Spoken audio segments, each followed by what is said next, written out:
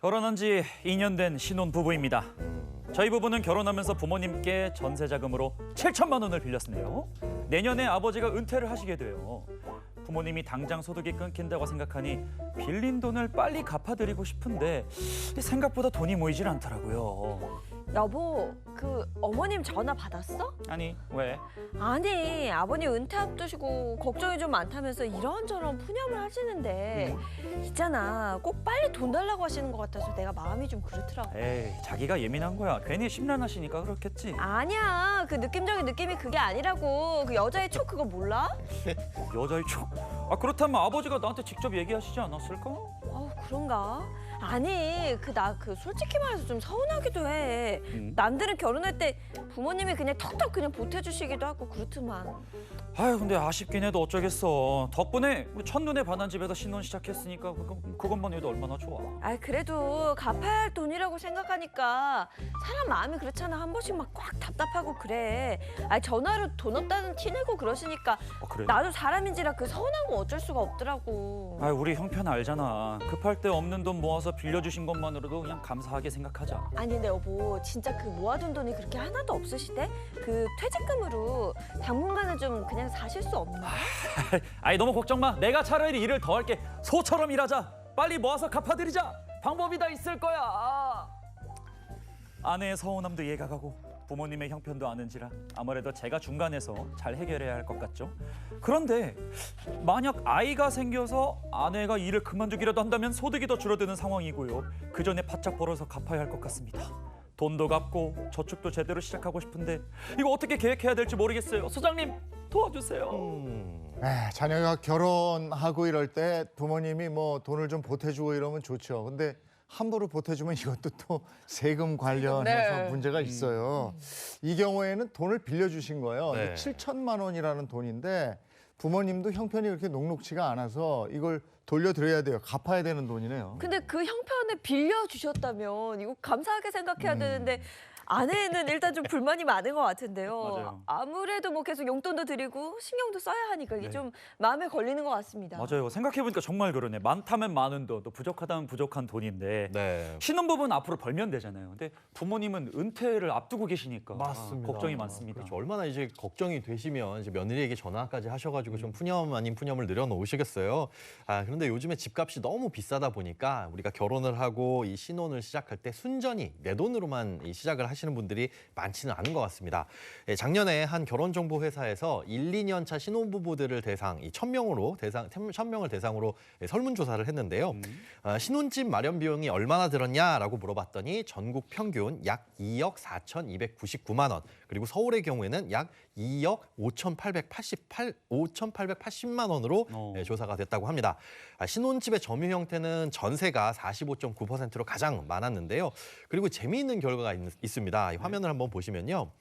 전체 응답자의 41.9%는 부모 도움 없는 자립 결혼이 충분히 가능하다라고 생각을 하지만 22.8%는 일부 도움을 받으면 가능하다. 그리고 18.6%는 대부분 도움을 받아야 가능하다라고 나타났고요. 부모 도움 없이는 결혼이 절대 불가능하다라는 대답도 16.7%나 차지했다고 합니다. 그러니까 신혼집을 마련하는 데만 2억 5천만 원 정도 돈이 드니까 이게 뭐 순전히 본인들이 모아서 이 부부의 돈으로 시작한다? 좀 어렵긴 어렵겠어요. 근데 아무리 그래도 절대 불가능하다. 뭐 결혼이 부모님 도움 없이 절대 안 된다라고 얘기했던 이 대답이 16%가 넘는다니 이건 좀 충격입니다. 그러니까 왜 결혼을 점점 안 하는지 또 결혼 그 시기가 연령이 늦춰지는지 요거 보니까 좀 알겠네요. 새로운 가족이 만들어진다는 것부터 이렇게 고비가 있는데 이 아이 낳고 키우면 얼마나 더 힘들까요? 그렇죠. 이게 결혼 생활 단적으로 보여주는 그런 조사 결과입니다. 네, 이 현실적인 상황이 이러니까 사연 속 부부의 경우에도 이 신혼집의 일부 비용이 부모님께 지원을 받아가지고 마련을 하신 것 같은데요. 네. 부모님이 여유가 있으셔가지고 보태주셨다면 참 이제 고마운 일이겠지만 갚아드려야 할 돈이다라고 한다면은 이 부분도 상당히 고민이 돼서 이 부부도 이 사연을 보내신 것 같습니다. 뭘 고민이 돼요. 일단 저 없는 살림에 7천만 원을 줬으면 너무너무 고마워해야지. 그렇죠. 그걸 뭐 갚으래 뭐 이렇게 나오면 좀 얄밉긴 하죠. 그럼 네. 갚아야죠. 당연하죠. 이제 그래도 자기들이 원하는 집에 살게 됐고 부모님 덕에. 근데 어쨌든 이제 책임이 남은 거예요. 갚아야 되는 책임이 남은 거잖아요. 그죠? 네. 아니 받을 때만 좋고 나중에는 갚아야 돼. 이거는 정말 아닌 것 같은데 부모님 입장에서는 또 그 돈 그냥 갚지 말고 너네 그냥 편안히 써라 이렇게 이야기하고 싶으실 텐데 근데 보니까 부모님도 지금 이렇게 하실 수밖에 없는 형편이 좀 안 좋은 것 같습니다. 네, 아무래도 이제 부모님의 재정 상황이 가장 중요한 부분인 것 같아요. 그런데 내년에 이제 은퇴를 하신다고 말씀을 하셨잖아요. 이 퇴직 후에 국민연금으로 생활한다라고 하더라도 국민연금이 바로 퇴직과 그 동시에 이루어지진 않다 보니까 연금 수령 나이가 되지 않았다고 한다면은 소득 공백이 발생할 수밖에 없는 거죠. 그렇다고 한다면 다른 모아둔 자산이 없을 경우에는 이 생활에 문제가 생기실 수도 있는 거고요. 만약 부모님이 지금 주택담보대출까지 있고 그걸 갚고 계시다라고 한다면은 특히 더 생활비는 쪼들릴 수가 있습니다. 그렇죠. 은퇴하셨다고 해서 뭐 돈을 직장 다닐 때보다 더 적게 쓰시는 경우는 아니니까요. 맞습니다. 네. 이 은퇴 직후에는 생활비가 은퇴 전과 그렇게 별반 차이가 없거든요. 오히려 이제 왕성하게 어디 여행도 다니시고 뭐 놀러 다니시고 이런 부분 때문에 조금 더 생활비가 더 필요할 수도 있고요. 특히나 경조사비도 많이 들어가거든요. 이런 부분도 고려를 해야 됩니다. 이 자녀분들이 언젠가 부모님께 갚아야 될 돈이다라고 한다면 부모님이 필요하실 때 갚는 게 가장 좋고 중요하겠죠. 그게 지금 바로 이 퇴직 이후 내년이 될 것 같은데요. 하지만 이 7천만 원을 한꺼번에 갚는 것도 이 부부에게는 좀 힘들 것 같습니다. 그렇다고 한다면 나눠서 갚는 것도 생각을 해보시고 부모님과 의논을 해보시되 예측이 가능하도록 부모님도 예측이 가능하시도록 뭐 여윳돈 생겼을 때 얼마 드렸다가 또 안 드렸다가 이러지 말고 꾸준하게 정기적으로 일정 금액을 계속 갚으시는 게 좋을 것으로 보입니다. 자, 그럼 먼저 이 신혼 부부의 경제 사정이 어떤지 그걸 봐야 어떻게 돈을 갚을 수 있을지가 나올 것 같아서 자, 이 부부의 현재 상황을 한번 보죠. 자, 30대 맞벌이 부부입니다. 남편은 프리랜서라 수입이 좀 들쭉날쭉한데요. 적게는 월 200만 원에서 많을 때는 월 450만 원의 수입이 있고요. 아내는 월 280만 원 정도의 수입이 있습니다. 현재 아파트 전세 거주 중이고요. 전세 보증금은 4억 7천만 원입니다. 이 중 전세 자금 대출이 2억 원, 그리고 부모님께 빌린 돈이 7천만 원 들어가 있네요.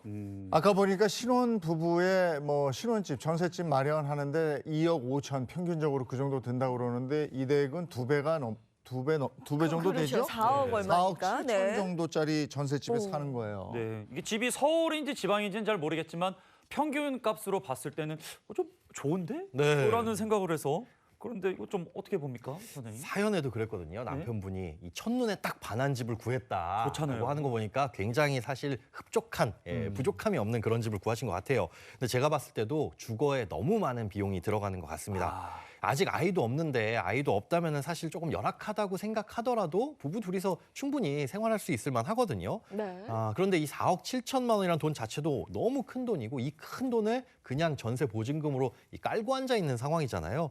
그리고 아무래도 이 두 분의 재산 수준이나 소득 수준을 봤을 때 좀 형편에는 맞지 않는 상황으로 보입니다. 네, 부부의 소득 대비 눈이 너무 높다 이런 얘기를 해주신 건데요. 네. 제가 그 신혼부부 입장을 조금 대변해 보자면 다니다 보면 그래요.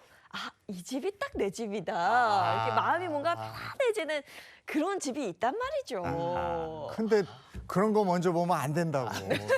그런 거 먼저 보고 나면 다른 집은 눈에 들어오지가 않아요. 맞아요. 그러니까 어. 한마디로 잔뜩 눈이 높아져 있는 거예요. 맞아요. 사연에서 아까 첫눈에 반한 집이라고 네. 해가지고 이제 집 다니다가 아까 말씀하신 것처럼 이 집이야. 이 집이다. 그런데 또 근데 돈이 없는데 근데 부모님이 옆에서 좀 빌려줄 수 있어. 네. 이렇게 모든 게 다 맞아버려가지고 확 사버린 거 아니겠습니까? 맞습니다. 이게 이 결혼, 신혼 이러면 이제 새 출발이다 보니까 아무래도 많은 걸 좀 갖춰놓고 시작을 하시려는 분들이 많은데요. 이게 집을 매수하는 게 아니라 임차, 전세나 월세로 들어가시는 거라면 이 사실상 주거비를 최소한으로 줄이고 자산을 늘리는 데 좀 집중을 하시는 게 맞다고 생각을 합니다. 이게 내 집도 아닌데 여기에 인테리어하고 그다음에 이 새 집이니까 있으니까 뭐 좋은 가구, 좋은 가전 이거 들여놔봐야 사실 비용만 증가하는 거지 이 자산 늘어나는 건 아니거든요. 네. 괜히 이렇게 해서 이 눈높이만 올라가게 되면 남는 거는 하나도 없다는 거죠. 맞습니다. 뭐 당연한 얘기지만 소득 대비 과분한 신혼집에서 시작을 했기 때문에 빚을 안고 시작을 하게 됐습니다. 이제 이 빚을 청산해 나가야 하는데 제일 급한 게 이제 부모님께 빌린 그 7천만 원 아유. 돈인 것 같거든요. 네. 자, 우리가 부부의 수입은 앞서 확인을 해봤고요. 이번에는 이 자산, 부채 이게 얼마나 되는지 한번 확인해 보겠습니다. 네, 이 부부의 자산을 한번 보겠습니다. 4억 7천만 원의 전세 보증금 중 2억 원이 부부의 돈입니다. 그리고 금융자산으로 CMA 계좌에 900만 원, 청약 통장에 1,260만 원, 주식에 320만 원 들어가 있고요. 부채를 보겠습니다. 전세자금 대출 2억 원과 부모님께 빌린 돈 7천만 원이 있습니다. 오, 4억 7천만 원은 전세 보증금 중에서 부모님께 좀 빌린 거랑 여기 대출이 있었네요. 네. 2억이 있죠. 자기 돈이 2억, 대출금이 2억, 부모님께 빌린 돈이 7천만 원 이렇게 돼 있네요. 네. 아니 집이 정말 집 한번 보고 싶네요. 정말 마음에 쏙 든 집이었기 때문에 이렇게 결정을 하셨을 텐데 네. 이 정도면 이제 다달이 갚는 대출 이자도 상당할 거란 말이죠. 그렇습니다. 그리고 부모님께는 이 빌린 돈에 대해서 이자를 안 드리고 있을 것 같은데 차라리 이럴 거면 지금 2억도 모았잖아요. 사실 2억 모은 것도 대단한 건데 이럴 거였으면 그 2억 원 모은 거에다가 이 대출 받아가지고 내 집을 마련하는 게 어땠을까라는 생각이 좀 듭니다. 굳이 이 전세자금 대출을 2억을 받으면서 거기에 부모님께 7천까지 빌려가면서 전세보증금으로 이 큰 돈을 깔고 앉아 있는 거는 상당히 좀 개인적으로 아쉬운 부분이라고 볼 수 있습니다. 아, 왜 고민인지 알 것 같아요. 부모님께 네. 빌린 돈 갚기도 해야 되고 대출도 갚아야 되고 네. 더블로 나가니까 부담이 될 것 같은데 우리 김현우의 솔루션 아름답게 필요할 것 같습니다. 네, 아름다운 솔루션 예. 좀 드려야 될 것 같은데 이분들의 자산과 부채 상황은 알았으니까 이제 돈을 좀 어디에 쓰는지 저축은 좀 잘 하고 계신지 이걸 알면 좀 자세한 조언을 드릴 수 있을 것 같습니다. 네, 그렇죠. 부부가 쓰는 돈은 얼마나 될까 그거 한번 알아보죠. 자, 한번 보겠습니다. 아까 월 소득 부부 합산 480만 원에서 730만 원 이라고 말씀을 드렸죠. 월 지출은 613만 원에서 663만 원입니다. 자, 내역을 한번 볼까요? 고정비로 보험료 25만 원, 통신비 15만 원, 관리비 25만 원, 주유비 15만 원 들어가고요. 변동비로는 식비 등 생활비 250만 원, 저축으로는 청약 10만 원, 또 215만 원에서 265만 원은 CMA 계좌에 넣어둔다고 하고요. 그리고 이 전세자금 대출 이자가 월 58만 원가량 나가고 있습니다. 아, 두 사람 월 지출이 600만 원이었어요. 아까 소장님이랑 저랑 약간 헛웃음했는데 많이 쓰는 거 아닌가요? 머니머니 사연자분들 보면 보통 평균 4인 가족이 한 400만 원 예. 정도 이게 좀 나갔었는데 과한 것 같은데. 생활비 많은데요, 신혼부부가? 맞습니다. 전반적으로 너무 많이 쓰고 있어요. 이것도 아마 제 추측에는 좋은 집 때문이 아닌가 그렇게 생각이 됩니다. 우리가 좋은 차를 사면 거기에 맞는 안에 좋은 예쁜 방석, 뭐 좋은 방향제. 사실 좋은 집을 사게 되면은 갖게 되면 거기에 또 좋은 가구, 가전 이런 욕심도 생기거든요. 전반적으로 이 소비 지출의 눈높이가 높아질 수밖에 없습니다. 아직도 심지어 아이도 없는데 저축 비율이 40%도 안 되고 있거든요. 네. 또 고정비를 제외한 뭐 식비, 여가, 용돈 이런 생활비가 250만 원이 들어가고 있는 것도 상당히 과하다고 보이고요.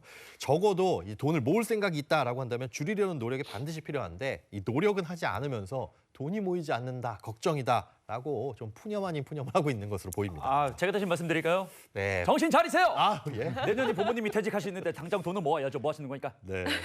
안 됩니다. 네, 안 됩니다. 근데 이분들이 이제 돈을 어떻게 모아야 할지 그 방법을 잘 모르겠다고 하셨거든요. 네. 이거 어디서부터 일단 어떻게 시작할까요? 기준부터 새로 잡아야 될 것 같은데 지금 아이가 없는 상황이다라고 한다면 최소한 소득의 절반 이상, 뭐 한 60% 정도는 저축하는 걸 일단 1번 목표로 세우셔야 될 것 같아요.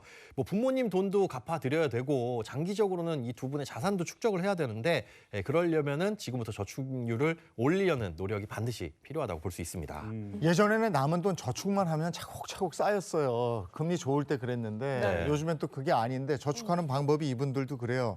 청약 저축에 10만 원이에요, 월. 네. 그리고 남은 돈은 CMA 계좌에 넣고 있었어요. 월 200만 원에 달하는 돈이 CMA 계좌에 묻혀지고 있는 건데요. 이 돈을 좀 수익성이 괜찮은 곳에 투자를 하면 어떨까?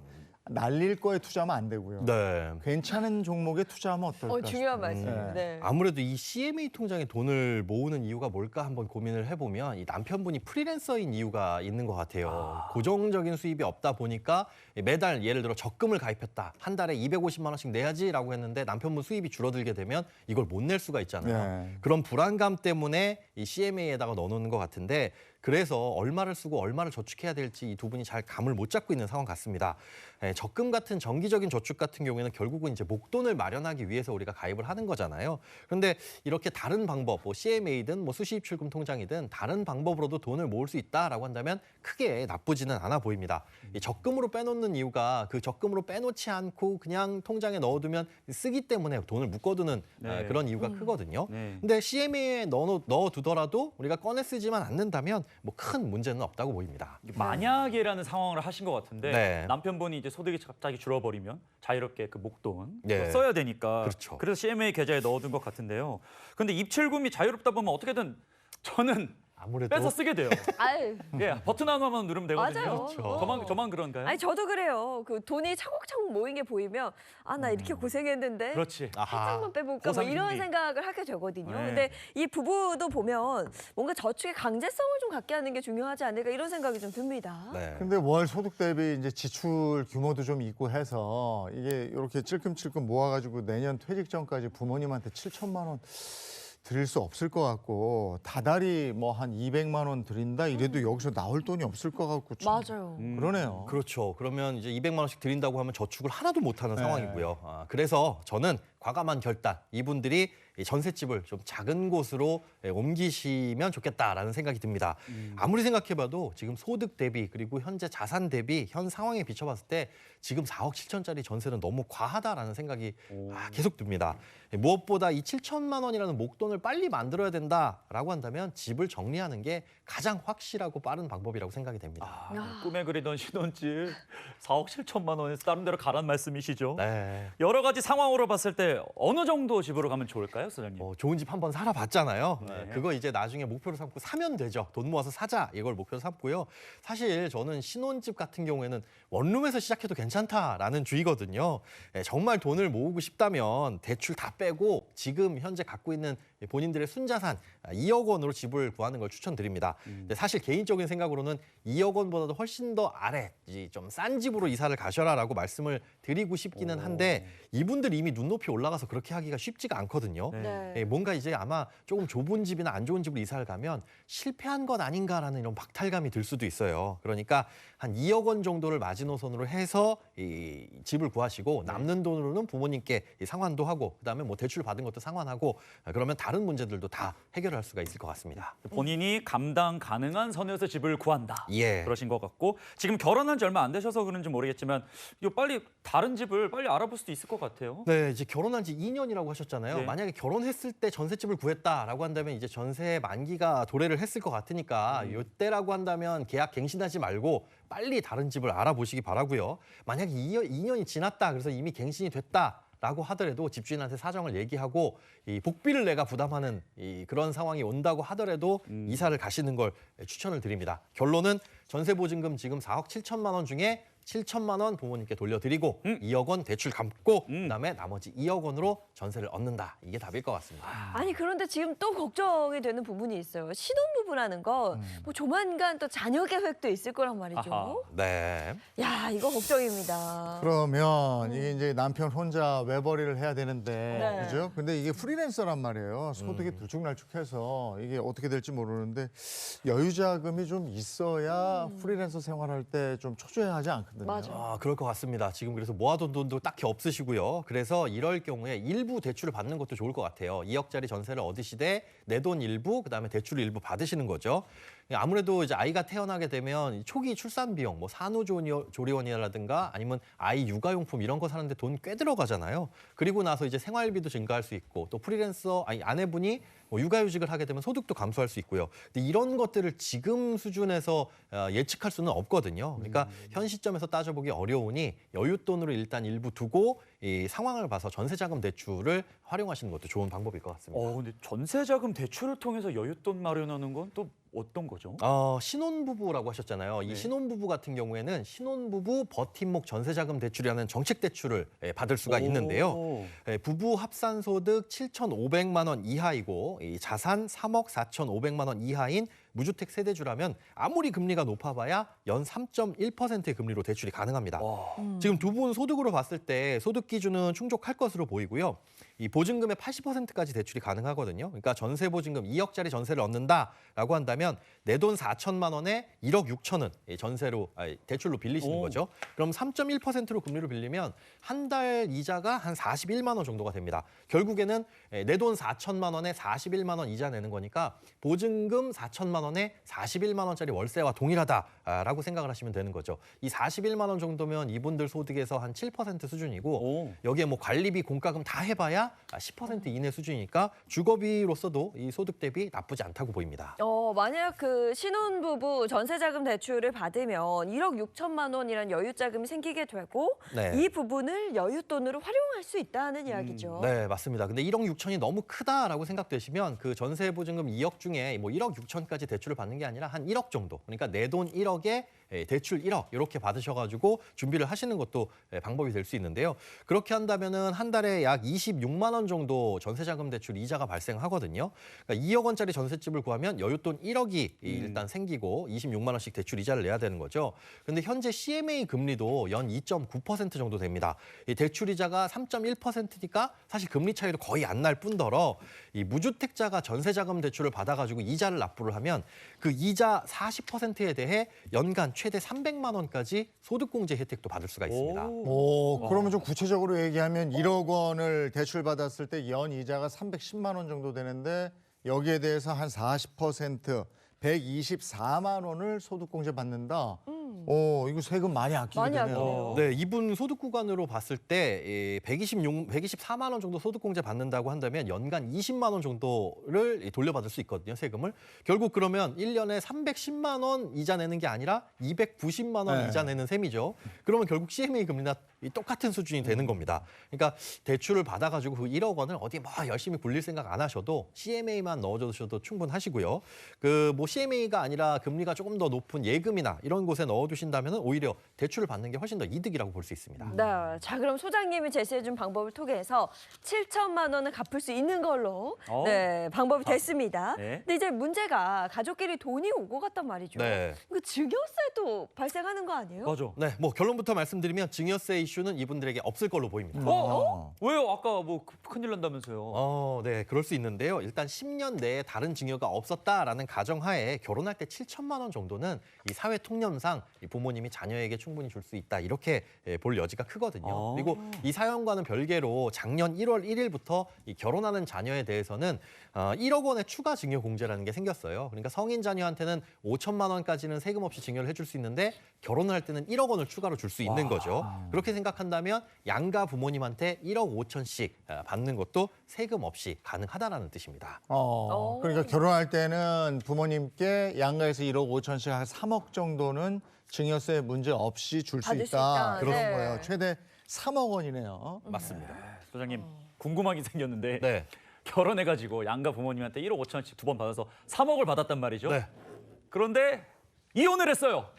어떻게 하죠? 어떻게 해야 됩니까? 자, 이게 그럴 경우도 충분히 있잖아요. 네. 이 국세청에 따르면 이 정상적인 과정을 거쳐서 이혼을 했다라고 한다면 증여재산공제 그대로 인정돼서 뭐 증여세를 내야 된다거나 세금을 추가로 토해내야 된다거나 그러진 않아도 된다고 합니다. 이게 결혼을 장려하기 위해서 도입된 제도이니만큼 추후에 이혼을 하더라도 그게 취지에 어긋나지 않는다 이렇게 판단을 하는 것 같거든요. 그런데 만약 이혼이 아니라 혼인 무효 소송, 이건 사실 드물기는 합니다만 혼인 무효 소송을 통해서 아예 혼인 자체가 무효가 됐다. 이렇게 된다면 혼인이 아예 성립하지 않은 걸로 보고 부모님께 받은 증여 재산에 대해서는 증여세를 납부해야 됩니다. 네. 그럼 1억 5천 줬다가 이혼한 다음에 또 결혼할 때 1억 5천 또 줘도 되나?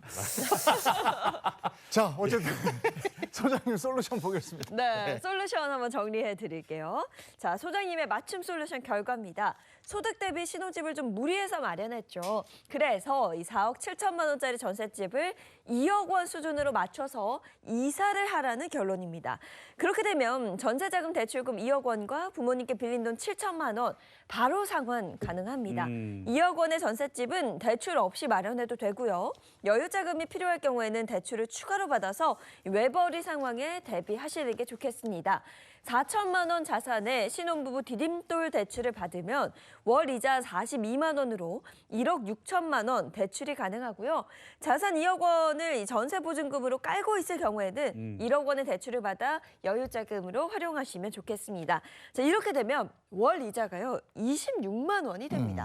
요 두 가지 방법 중에 선택하면 되는 거네요. 네네. 선생님, 근데 여기서 더 추천하고 싶은 방법이 혹시 있으시다면? 뭐 일단 신혼부부 전세자금 대출은 받으라고 말씀을 드리고 싶어요. 일단 버팀목 전세자금 대출 금리가 뭐 3.1% 수준으로 굉장히 낮기 때문에 이 대출 받은 돈을 뭐 예금으로만 넣어둬서 굴려도 충분히 이자 비용은 상쇄할 수 있고요. 그리고 생각하셔야 될 게 이 버팀목 전세자금 대출 같은 경우엔 전세 계약을 맺은 시점으로부터 3개월 이내에만 받을 수가 있습니다. 그러니까 이미 전세를 들어가서 3개월이 지났다. 중간에 돈이 필요하다라고 하더라도 중간에는 대출을 받을 수 없거든요. 그래서 일단은 처음에 전세 계약 맺으실 때 대출 받아서 여유 자금을 굴리다가 나 이 돈 필요 없어라고 생각이 드시면 그때 상환하시면 되는데 이게 1년 이후에 상환하시면 중도 상환 수수료도 없으니까 받아 놓으시고 잘 굴리시다가 나중에 판단을 하시는 게 좋을 것 같습니다. 네, 오늘 사연을 보면 부모님 마음이 참 아프시겠구나 싶어요. 네.